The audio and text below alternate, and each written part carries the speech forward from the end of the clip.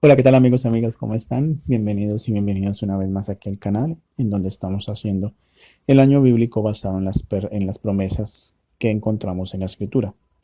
El día de hoy ya es mayo 16 y la promesa o el consejo lo encontraremos en Primera de Tesalonicenses, capítulo 5, versículo 23. Y dice la Escritura: que el mismo Dios de paz os santifique por completo, y todo vuestro ser, espíritu, alma y cuerpo, sea guardado irreprochable para la venida de nuestro Señor Jesucristo. Es muy interesante y es muy bonita la promesa que nos está haciendo Pablo. Más bien que promesa, es como un consejo que hace Pablo. Él primero obviamente le escribe a los tesalonicenses, allí en Tesalónica, y les pide, si nosotros leemos este capítulo, él pide que esta carta sea leída en las iglesias de Tesalónica, porque es una carta que él está escribiéndoles con consejos, sobre todo, y en este capítulo 5 él está hablando sobre todo de la venida del Señor. Él está diciendo que la venida del Señor va a ser como un ladrón en la noche, que va a llegar el día como un ladrón en la noche. Y no es como muchos predican del rapto secreto, que él va a venir en secreto y va a raptar a la iglesia. Eso no es lo que está diciendo aquí. Él lo que está diciendo es que el día va a llegar como ladrón en la noche. ¿Y cómo llega un ladrón en la noche? Cuando todo el mundo está durmiendo, cuando nadie está preparado, de repente llega el ladrón, entra, violenta la casa y se roba las cosas. Así va a ser el día del Señor en el sentido de la sorpresa, que cuando digan paz, recuerdan ese versículo, paz y seguridad, tranquilidad, entonces vendrá el fin. Así va a suceder cuando menos la gente lo espere, el día va a llegar. Cuando menos lo esperen, el día va a llegar. Y Jesús va a venir por todos los redimidos. No, Él no se va a llevar a la iglesia primero. Eso es un tema que algún día voy a tener aquí en el canal. Que Él no se va a llevar a la iglesia en un rapto secreto. Esa es eh, una gran mentira, una mala interpretación de lo que en realidad dice la Escritura. El Señor no se va a llevar la iglesia en secreto. Eso no lo dice en ningún lado. No lo dice la Escritura. Pero sí dice que Él va a venir por los redimidos. Eso sí lo dice claramente.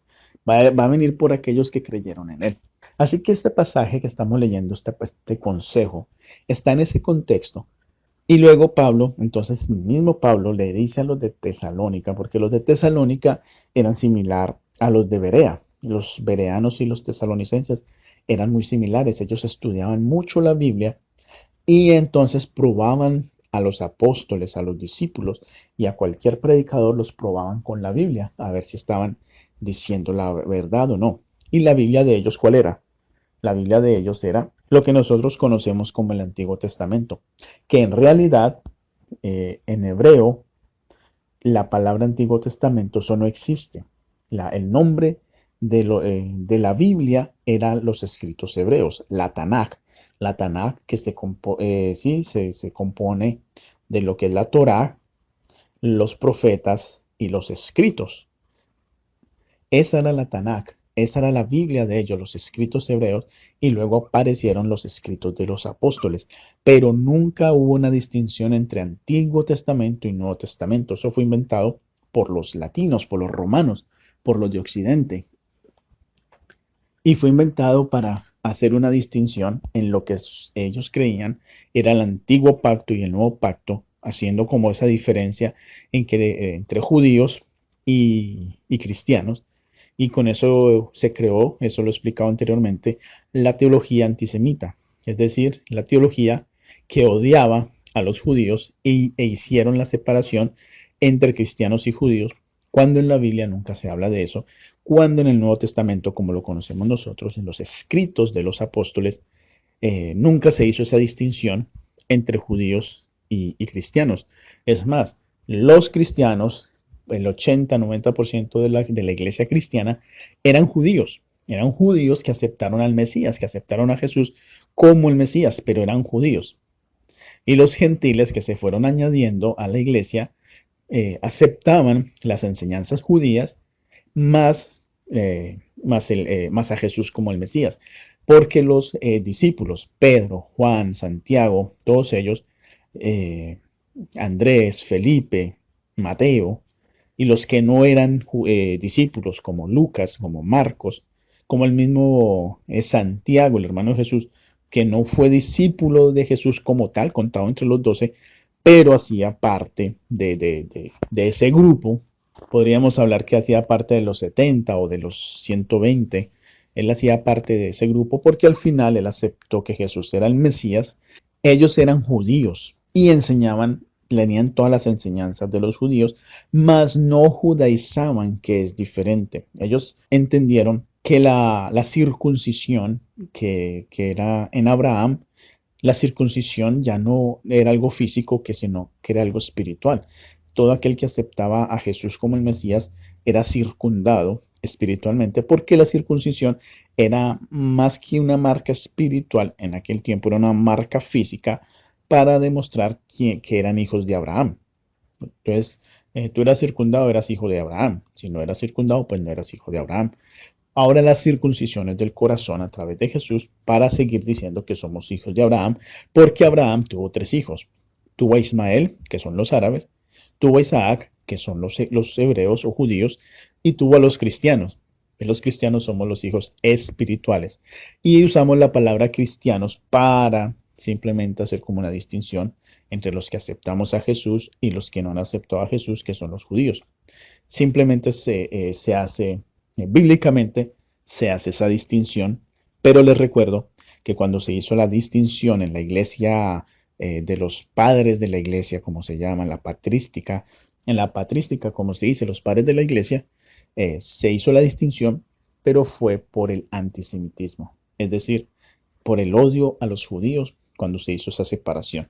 Así que los habitantes de Tesalónica eran igual que los de Berea. Ellos examinaban todo a la luz de la escritura, a la luz de los escritos de Moisés, a la luz de los escritos de los profetas, a la luz de los escritos poéticos, como son los salmos, como es Proverbios, Cantar de los Cantares, e incluso el libro de Daniel se incluía más en los poéticos que en los de los profetas.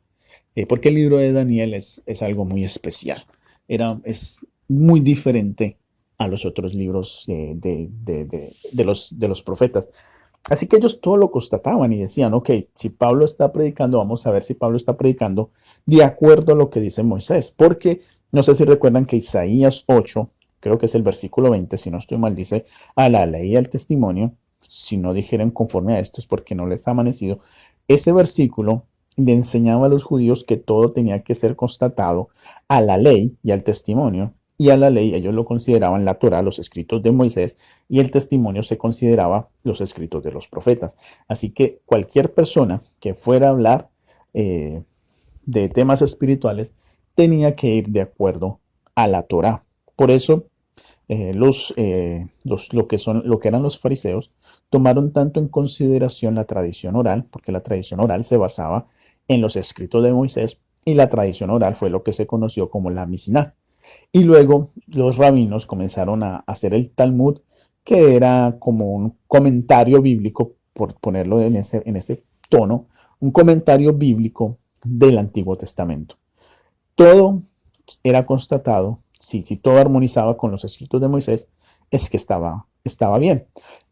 Por eso los bereanos y los de Tesalónica, los tesalonicenses, tomaban su Tanakh, su Biblia hebrea, y constataban, probaban que lo que estaba diciendo el predicador era cierto de acuerdo a lo que estaba escrito allí. Es por eso que Pablo le dice a ellos en el versículo 19, 20 y 21 lo siguiente: no apaguéis al espíritu. Es decir, ¿sí? Que no apaguen el espíritu, no lo disminuyan, que no lo desprecien como tal. Luego dice él, no menospreciéis las profecías. Y esto es muy importante porque las profecías son el reloj de Dios. Las profecías son las que marcan los tiempos de Dios. La profecía anunciaba que iba a venir el Mesías, la profecía anunciaba cuando eran profecías locales, lo que se conoce como profecía clásica, eran profecías específicas al pueblo de Israel, y estaban las profecías escatológicas, que son las profecías que hablan del fin del mundo, como eran los libros de Daniel y como es el libro de Apocalipsis. El libro de Ezequiel tiene algunas, el libro de Jeremías tiene algunas, el libro de Isaías tiene algunas, pero no todo. Estos son más que todo profecía clásica, pero el libro de Ezequiel tiene algunas profecías escatológicas. Y escatológicas es porque se habla de los eventos finales. Por eso, especialmente el libro de Daniel y el libro de Apocalipsis son profecías escatológicas. No deberían menospreciar las profecías, porque las profecías son el reloj de Dios que marca los tiempos de Dios.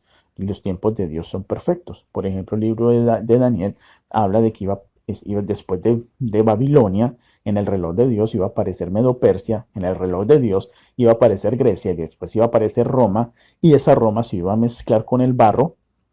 Esto está en Daniel 2. Es decir, que la misma Roma iba a seguir, pero con una pequeña variación o una gran variación más bien. Lo mismo en el capítulo 7, vuelve y nos muestra lo mismo, Babilonia, Medo-Persia, Grecia, Roma, y luego de Roma, la iba a salir la variación, que es el cuerno pequeño, que luego lo que se conoce como la religión romana, encabezada por el papado. Sí, los tiempos de Dios fueron perfectos y se fueron cumpliendo con una perfección tremenda. Por eso Pablo dice, no menospreciéis las profecías. Ahora en el versículo 21 Pablo vuelve y dice, examinadlo todo y retened lo bueno. Absteneos de toda especie de mal. Qué gran consejo Pablo le está dando a los de Tesalónica y nos da a nosotros hoy día. Este consejo es para nosotros. Este consejo no es solo para los tesalonicenses. Observen lo que él les dice. Examinarlo todo y retener lo bueno. Examinar todo. Cualquier enseñanza que se haga, especialmente enseñanzas bíblicas, porque está hablando de las profecías, cualquier enseñanza bíblica debemos examinar y retener lo bueno. Lo malo, rechazarlo. Lo bueno, conservarlo. Absteneos de toda especie de mal. Tenemos que rechazar el mal, porque Dios nos ha llamado a ser hijos de luz, lo dice este mismo capítulo. Hijos de luz, no hijos de oscuridad. Rechazar todo el mal. Y ahora entonces viene la promesa, el consejo que nos da. Que el mismo Dios de paz, ese Dios que Él ha estado predicando, os santifique por completo y todo vuestro ser. Mire, está hablando del ser completo, el ser humano. Dice el espíritu, el alma y el cuerpo. El ser humano es un ser tridimensional que fue creado por Dios. Y cuando nosotros vamos a la creación, nos damos cuenta que el ser humano era un ser tridimensional, porque el cuerpo fue hecho por Dios del polvo de la tierra o el barro, porque el polvo, para que sea el muñequito, sea hecho, tiene que llevar agua. Así que Dios le tuvo que poner agua a ese muñeco e hizo ese muñeco de barro y entonces sopló el espíritu en su nariz, es decir, el aliento lo sopló y ese ser, esa combinación de muñequito de barro con el aliento de vida, el espíritu llegó a ser un alma o un ser viviente, un alma viviente. ¿Por qué fue un alma viviente? Porque llegó a ser un ser pensante, con un cerebro pensante, un cerebro que guarda todo, que hacía como un récord, un registro de todo, y ese es el alma. El alma no es un ente que sale del cuerpo como muchos dicen. El alma en sí es la forma pensante, la vida que tiene el ser humano, es el alma pensante, es el ser pensante, ese es el alma en realidad. No un ente, un espíritu chiquito que sale por ahí, que va donde Dios y que sigue consciente. Eso no es así. El, lo que está diciendo aquí es que nosotros, como ser completo, estamos hechos de un cuerpo, de un espíritu que es el aliento y de un alma que es la parte pensante, lo que nos da a nosotros la personalidad. Y cuando el cuerpo muere y el espíritu va a Dios, el alma deja de existir. Esa es la realidad. Luego dice en este consejo que todo esto sea guardado irreprochable para la venida de nuestro Señor Jesucristo. Es decir, debemos caminar, y como les decía el día de ayer, caminar para agradar a Dios, guardando sus mandamientos. Esto es lo que tenemos que hacer nosotros. La única forma que seamos irreprochables para la venida de nuestro Señor Jesús es tener nuestro carácter transformado, que ese carácter sea capaz de dominar el temperamento, que nos parezcamos a Jesús y que hayamos guardado los mandamientos, no por obligación, no por legalismo, sino por amor a Dios. La única forma de guardar la ley de Dios es a través de una relación íntima con Él, una relación estrecha con Él. caminando a diario con Él, como lo demostramos ayer hablando de Enoc y del Salmo 119. Caminar con Dios es obedecer a Dios, es agradarle a través de la obediencia. Así que la invitación que yo te hago el día de hoy, la misma que te hice ayer, es que camines con Dios, guarda sus mandamientos. Yo sé que algunos podemos pensar, o la mayoría podemos pensar que esto es muy difícil, pero cuando tú caminas con Jesús, cuando en tu vida está Jesús constantemente, cuando tú piensas en Jesús en día, tarde y noche, cuando tú oras, cuando lees la Biblia, cuando tu vida en realidad gira todo en torno a Jesús, te vas a dar cuenta que la ley la vas a guardar automáticamente porque Jesús está en tu vida. Si tú observas la ley y comienzas a guardarla uno por uno, vas a decir, no, hoy no tengo dioses ajenos y no voy a adorar ninguna imagen y no voy a tomar el santo nombre de Dios en vano y comienzas como a, a medirte las veces que tú dices Dios en vano, Dios en vano, Dios en vano. Cuando tú dices voy a guardar el sábado y porque es el cuarto mandamiento y mides el tiempo, cuando dices no comienzas a medir las palabras a tus padres, como lo dice el quinto mandamiento. Cuando lo haces de esa manera, no vas a guardar la ley porque te vas a hacer esclavo de la ley. Pero cuando tú piensas en Jesús, cuando tú invitas a Jesús cada día a tu vida, cuando tú incluso vas a ver televisión o entras en la computadora o en el computador, entras en el teléfono, pero tú dices, Jesús está conmigo, y evitas ver cosas indebidas. Cuando tú hablas con tu familia, ¿sabes? Y Jesús está escuchándote, tú sabes que Jesús está ahí, entonces evitas decir malas palabras o ser grosero con tus padres. Cuando llegue el sábado y tú dices, voy a compartir tiempo con Jesús, este es mi tiempo con Jesús. Entonces, cuando todo eso gira en torno a Jesús, te vas a dar cuenta que estás guardando los mandamientos de Dios, no por una obligación, no por legalismo, sino por una relación con Jesús. Esa es la invitación que yo quiero hacerte, que te relaciones con Jesús para que guardes la ley en Jesús, no de una forma legalista, sino en Jesús, porque vas a tener una relación tan plena, tan bonita con Él, que vas a hacer todo lo posible por agradarle a Él. Esa es la invitación que yo te hago hoy. Nos encontraremos el día de mañana con una nueva promesa, un nuevo consejo. Que Dios te bendiga. Si te ha gustado este video, te invito para que te suscribas si no lo has hecho y para que le des clic en la campanita y de esta manera YouTube te avise cuando subo mi próximo video. También te invito para que escribas en la caja de comentarios y me dejes tus impresiones. Y si me quieres apoyar, lo puedes hacer también con un like, con un me gusta y también para que compartas este video a aquellas personas que tú creas que se pueden beneficiar con este tipo de contenidos.